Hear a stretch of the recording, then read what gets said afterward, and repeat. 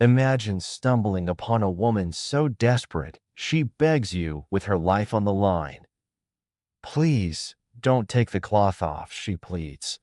But the rancher does, and what happens next will send chills down your spine. What terrifying secret was she hiding?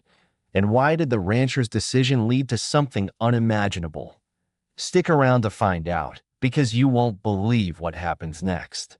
Hit that like button and subscribe for more jaw-dropping stories from Black Visionaries. The wind howled across the empty plains as the sun began to dip below the horizon. The sky bled into shades of crimson and gold, casting a warm yet eerie glow over the land. Dust swirled in the air, and the dry earth cracked underfoot, barren and unforgiving. The ranch house stood solitary against the vastness, a lone sentinel in the wilderness. It seemed abandoned, yet not forgotten. For anyone who had walked these plains knew the rancher, though isolated, was a man of secrets, quiet, resolute, and unyielding to the world around him. On this particular evening, however, the stillness was broken by the faintest sound, the soft, almost imperceptible footfalls of someone trudging down the long, dusty road. At first, the rancher barely noticed. His chair creaked as he rocked back and forth, his eyes scanning the horizon, lost in his thoughts. But something about the figure on the road caught his attention. It was a woman, walking with a kind of hesitance that spoke of exhaustion and fear. She was cloaked in ragged clothes, her hair wild and unkempt, her face pale under the setting sun. She moved as if the world were pressing down on her, each step a heavy burden.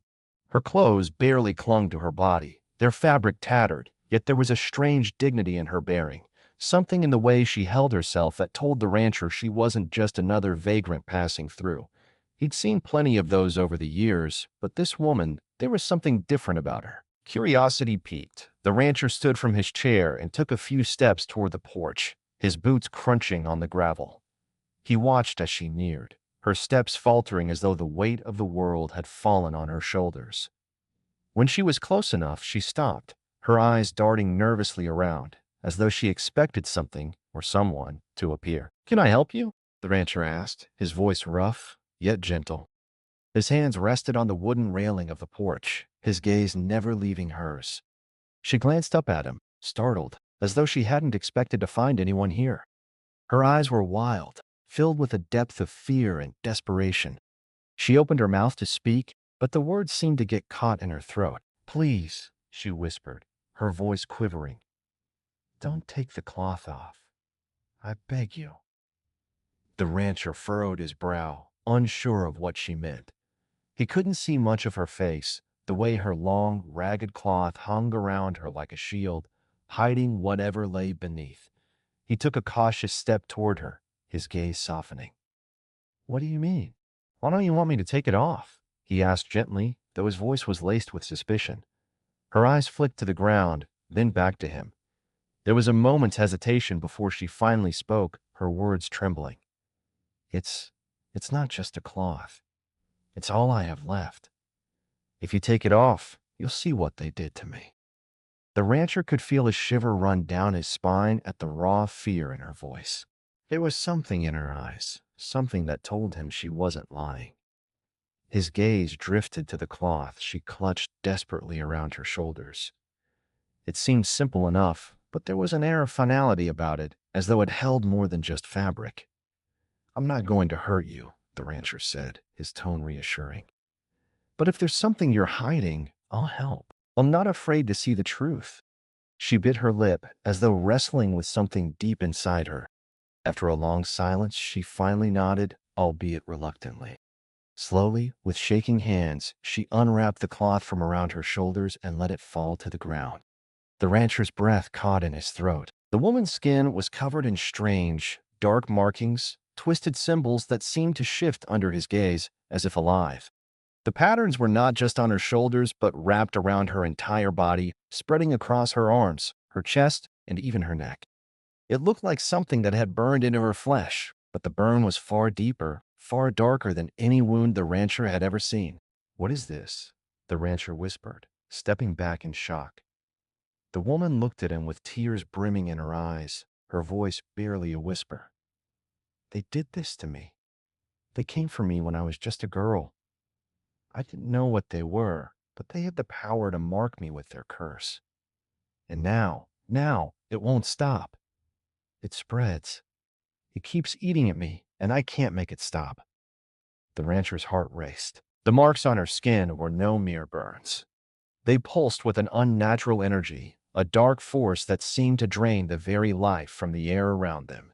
He could feel it, an oppressive weight that made the night air feel colder, thicker. "Who did this?" the rancher asked, his voice tight with a mixture of fear and confusion. "The ones who live in the shadows. The ones no one talks about. They came to my village when I was just a child.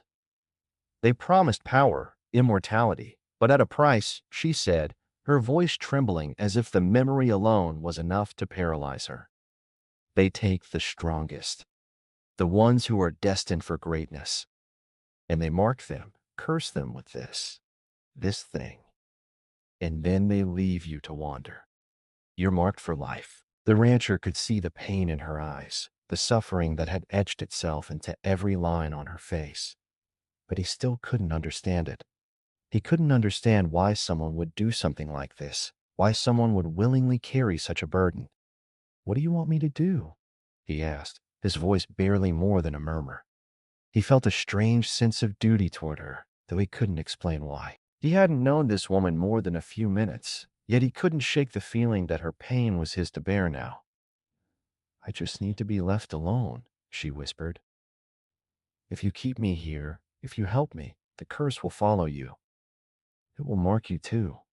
Please, leave me be." The rancher stood there, torn. Part of him wanted to help, to ease her suffering, but the darker part of him, the rational, logical part, was screaming for him to send her away before it was too late. But he didn't want to be like that. He wasn't like those who turned their backs on others in need. And then it happened. Before he could even react, Eliza reached out, grabbing his arm with surprising strength. A sharp, burning sensation shot up his limb, as though something had pierced him from within. His body shuddered involuntarily, and he staggered back, his heart pounding in his chest. He looked at her in horror, seeing the same marks beginning to appear on his own skin. The curse had been passed to him. "Why did you do that?" he gasped, stumbling backward. "You warned me. I didn't want to," she sobbed, her face twisted in regret. "But it's the only way. It's the only way to save you from the darkness. You'll understand soon." The rancher's mind swirled in panic. The marks spread across his skin, a slow burn that made him feel as though he were being consumed from the inside out. His vision blurred, his body quaked. And then the whispers started, soft at first, distant, like the sound of voices carried on the wind. But then they grew louder, more insistent, as if they were speaking directly into his mind. He couldn't understand them, couldn't make sense of what they were saying. But one thing was certain, this curse, this evil, was real. And now it had found him. Days passed, but it felt like only moments had gone by. The rancher woke in the night, drenched in sweat, his heart racing, the whispers never ceasing. They told him things, horrible things. They told him that this was his fate now, that he would never escape it. He would never be the same. But there was a part of him that refused to accept it. Despite the darkness, despite the marks, despite the growing power within him, he couldn't give up. He couldn't let the curse win. The rancher didn't know how, he didn't know when, but he knew one thing for sure. The battle wasn't over yet. Thanks for watching. If you were as shocked as I was, don't forget to like, subscribe, and hit the bell icon for more unbelievable stories like this. Drop your thoughts in the comments below. Let's talk about it. Until next time, stay aware and stay tuned.